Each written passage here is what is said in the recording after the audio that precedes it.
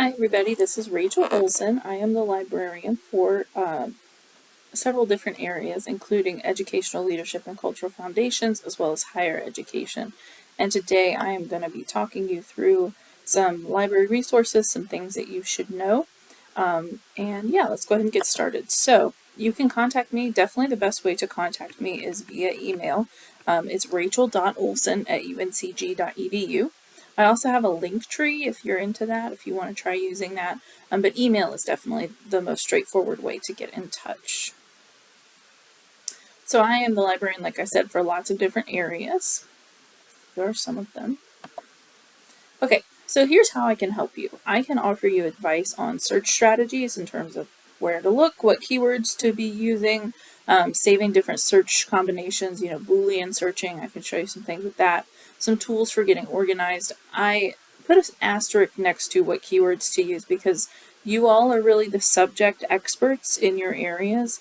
I can advise and I can make suggestions, but ultimately you're in charge of the content and exactly what you want to search is totally up to you. But like I said, I'm happy to make suggestions. I can also help you with general citation advice. I can't look at a full references list for you, a full bibliography, and check every single one. But if you do have a tricky citation or something that you have questions about, I am more than happy to give you some advice there. I can help with Zotero. So some of you may have used Zotero before. It is a citation management software.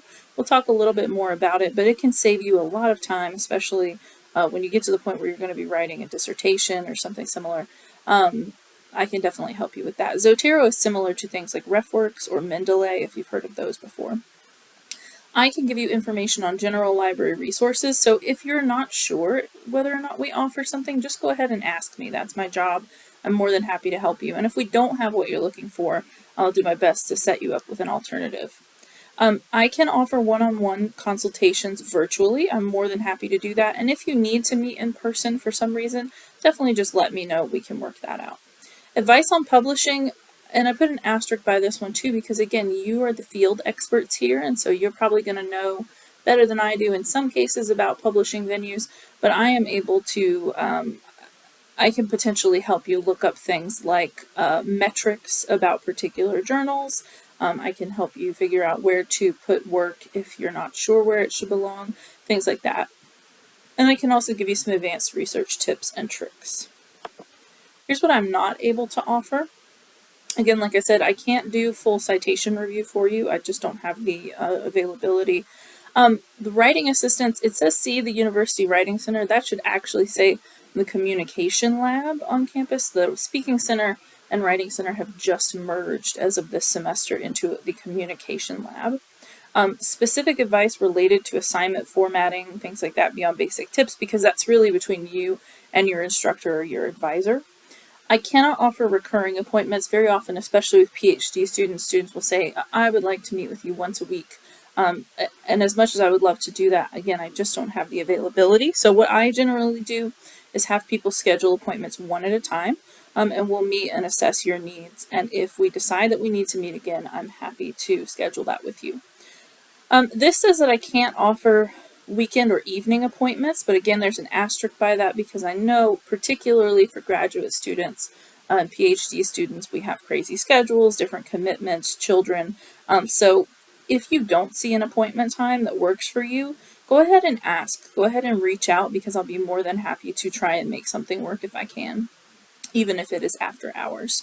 The library also has a chat service that I'm going to show you. And you can definitely get some quick help from them. As a matter of fact, let me just go ahead and show you. So if you go to library.uncg.edu, this is our website, fairly new. By the way, you have a video up at the top. If you want to pause it, you have that option. Okay. I'm going to zoom out my screen a little bit and click Chat with a Librarian. And this goes to a real-life person. Students, how to use chat. This is a real person. You're not talking to a robot. This is someone who works for the library. So please be nice to them. And as you can see, they're pretty quick to respond. So this is a great way to get help particularly if it is after 5 p.m. or a weekend, something like that. Catch up with my slides here. And then presentation review is similar to writing assistance. That's really more the specialty of the folks at the communication lab. We also have a digital media commons that you might be interested in working with. They're really great about providing support for sort of digital creation things that you might be doing. There are many more library resources than I will have time to mention today, but here are a couple I wanted to be sure to point out to you. We do have an open access publishing fund, so if you are interested in publishing your work in an open access journal, we do have some support available for that because there are things called article publishing charges, or APCs, that those journals will often charge. Instead of charging the reader, basically they charge the writer, and we are able to offer some support for that. Zotero, as I mentioned, NC Docs is our institutional repository, and you can create a page there if you want to share your work. They have certain criteria for submissions, but in general, it's a great place to store things that you've done. Interlibrary loan is absolutely a service that we offer, and I'm going to talk to you about the library renovation here in a little bit, and that's going to be really important. Interlibrary loan is how we're going to be getting a lot of materials to people during the first phase of the renovation, so we'll definitely talk about that. You can reserve study rooms in the library through the library website. That is free. Everything that I'm telling you about today is available at no charge to you because it is included with the cost of your tuition. And we can also help you with requesting materials, things like that. One thing that I always like to point out to graduate students is our family study room that's in Jackson Library, and this is going to be open for the fall 2024 semester. If you are someone who comes to the library with children for whatever reason, they're more than welcome there, and you certainly don't have to use this space. They're welcome anywhere in the library, but we wanted to create a space specifically with some toys and books that are appropriate for kids up to about 10. The walls have whiteboard paint on them so they can draw on the walls, and there's also a spot for you to study so you can get things done if you have kids with you. And you can use the information on the screen if you are interested. So now what I want to do is go to the library guide for higher education students. So this is the link. I will put it in the description of this video. It's just uncg.libguides.com/HED. And I just want to show you a few quick things about this guide. So you can see me over here on the right, my name. My email is there. You can also schedule an appointment by clicking the schedule appointment button. My meetings are virtual, but if you have a reason for needing an in-person meeting, you should just email me and we can try to set that up. I have lots of different tabs here, and I'm always updating this guide, so things may look slightly different when you come in to look at it. But anyway, the basics. The library catalog is here. This is the same red box that appears on the library's homepage. It does the same things. I also have a video down here on how to use the library catalog, so I would strongly suggest that you take a few minutes, about 5 minutes long, watch it. It gives you some really useful tips. There's also this tab on finding articles, and I've got lots of different databases linked here. Note that these are not the only databases that we have access to. You can go to the library's main website and click databases. If there's something that you see or that you don't see on this guide that you want, a database that you know about that you want to see if we have access to, the A to Z databases list is a great way to look that up. Now this is an important note. There is no tool that can search all the books, databases, and articles at once. The library catalog is not going to search everything. It's going to search the books, and it will search, I think, our top 8 databases, but it is not searching everything that the library has access to, so looking in different databases is really important. So let's talk about some general database tips. So there are many large database companies. 2 of the larger ones that we use here are called EBSCO and ProQuest, and I want to be really clear that EBSCO is the name of a company that owns databases. It is not a database itself. And this is important because students will sometimes come to me and say, hey, I need help finding something. I found it before, but I'm having trouble getting it again. And I'll say, okay, where did you look? And they'll say EBSCO. Well, we have several dozen EBSCO databases, so you would want to be more specific in that case. You want to say, I looked in ERIC, or I looked in Academic Search Complete, and those are just examples. The same with ProQuest. So saying that you found something in ProQuest, I'm going to ask you which ProQuest. So there's things like ProQuest Central. There's something called Education Database, which is really ProQuest Education. So basically, just make a note of where you're searching. There are many, many databases that could be useful to you in this field, and I encourage you to try them all out.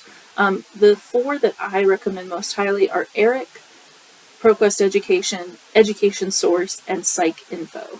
And you can find them all here. There's Education Source, there's ERIC, Education Database is ProQuest Education, and then PsycInfo is here. And again, you can see that there are more suggested.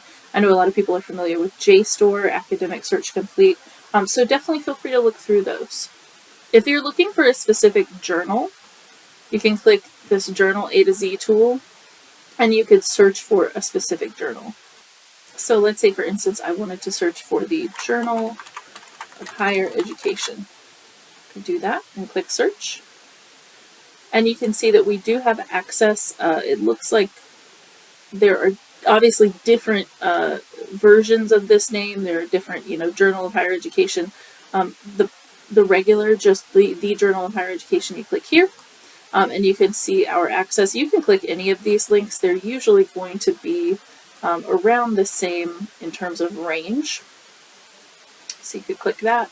It would take you, and then you could either search within this publication if you knew the specific name of the article or author that you were looking for, or if you could click on specific years and try to find it that way. Again, as I said, UNCG has access to hundreds of different databases, so you don't need to feel the need to limit to yourself to any in particular. And if there are databases that you want me to specifically go over, I definitely can do that with you. What about Google Scholar? So everyone always wants to use Google Scholar. I'm going to tell you a little bit about why I don't personally use it. That doesn't mean that you can't. If you want to use Google Scholar, you go for it. So the main problem with Google Scholar is that you are not getting the full picture when you search in Google Scholar. You are just seeing things that are publicly available on the internet. Otherwise, you're going to hit things called in Google Scholar called paywalls. And what a paywall is it's going to say you need to pay $50 to read this article. And we don't want you to do that. We want you to go in through our access so that you can get it for free. So let me show you another example of why I don't think Google Scholar is the most useful tool. Okay, so I'm currently in PsycInfo, and I'm just going to do a quick search for self-esteem, and I'm going to do college students. And if you click on one of these, it'll give you suggestions for words that you could use, which is a feature that I really like. So I did my search for self-esteem and college students or university students or undergraduates. I got 14,000 in some results. So I'm going to use some filters here. I'm going to tell it that I only want things that we have full text access to. Just going to narrow it down quite a bit, as you can see. I'm also going to narrow it to the last 10 years of publication, so from 2014 to 2024. You can see that narrowed it down even more. And let's say language, English. So I've got my results down to about 1,000, and I went from way more than that, obviously. Now I'm going to go to Google Scholar and try the same search. So self-esteem and college students or undergraduates, or what was the other one? Or university students. And you can put your searches like this and make these capitalized. I don't know if Google Scholar actually requires that, but it is a good habit to get into with your searching. Anyway, I'm going to do the same search. I got 4,500,000 results, and you'll notice there is one filter that I can use, which is date. So that is my main reason for not relying on Google Scholar, other than the fact that you do get locked out a lot and it doesn't recognize articles that are behind paywall, so you're actually missing quite a lot. But I also don't like it because of the filtering issue and the fact that you can't really refine your results. So that's my spiel on Google Scholar. Citation help, I'm going to be coming to your class later this semester, and I'll be talking with you a lot about APA-style citations. These are just some general resources that I would recommend. You might want to start playing with them, clicking around on them, seeing what you think before I come to your class in October. But I will definitely get into all of these tools when I come to see you.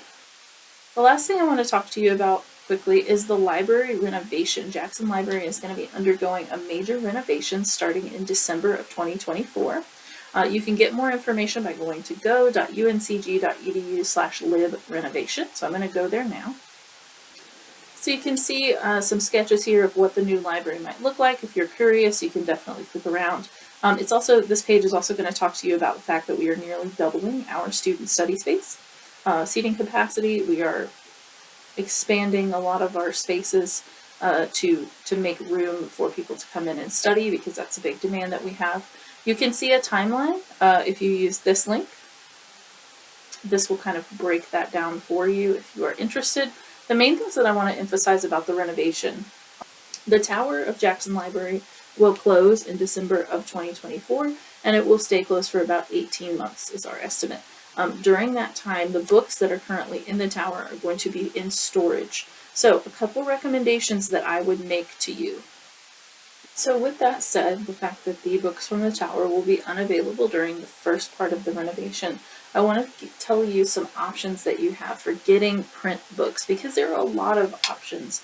It's not going to be nearly as difficult as you think when we get into this process. I promise that we've thought of a lot of solutions for you. So my best recommendation is to check out books that you think you might want for your research, print books, before December of 2024. I encourage you to visit the library here on campus and go through the stacks. If you need help with that process, I'll be more than happy to help you. You can check out as many books as you want, and the loan periods are going to be extended so that you can keep it through phase 1 of the library renovation. Another thing that you can do is take advantage of interlibrary loan services. So let's say that the tower is closed and there's a book you need in print. You can always borrow it through interlibrary loan. That service is free, and I'd be more than happy to show you how you can take advantage of that.